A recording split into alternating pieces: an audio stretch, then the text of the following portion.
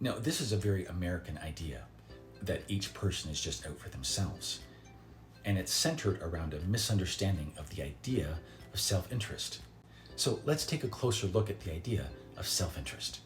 I'm not an economist, but I did teach Economics 101 for about a decade. Now, the person you see here is Adam Smith. He is usually considered the father of economics. He wrote a book called The Wealth of Nations in 1776. And from that book, the entire science of economics was developed. And yes, I'm putting science in quotation marks because economics isn't really a science. It's closer to a social science or philosophy. Economics is focused on why do people make the decisions that they make. When people hear the word self-interest, what they hear is selfish, and they're not the same thing.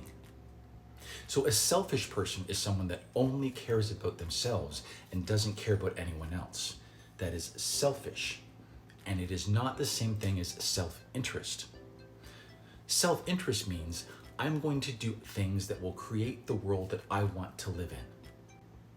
So if I care about ending poverty, I will give money to charity because that is the world I want to live in. Self-interest. I'm creating the world I want to live in by helping other people. Adam Smith believed in something called the invisible hand, meaning that if we just let people do what they want without restriction, things will just kind of work out. It's important to note that he was a man of wealth.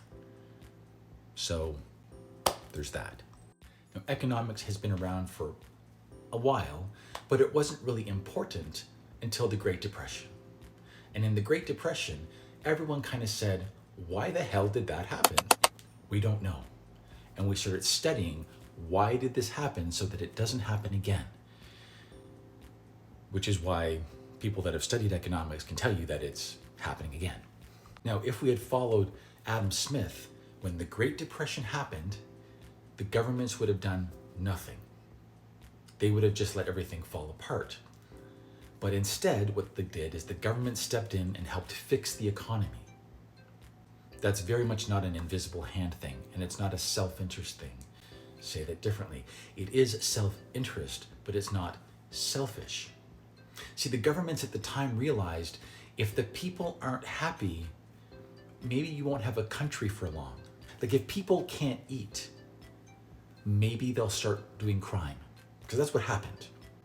So we put in social programs after the Great Depression to make sure that it didn't destroy the country. The thing I think many people miss is the concept of self-interest may or may not be real. Now it's a theory that's built into a social science that we have somehow taken to be gospel. There's not a lot of evidence in sociology that self-interest actually exists. And in fact, in most societies, self-interest is actually it's actually contrary to good societies. Because in most good societies, we care about cooperation, not competition. Now, how do I know that cooperation is actually more beneficial for societies? An actual science. Darwin.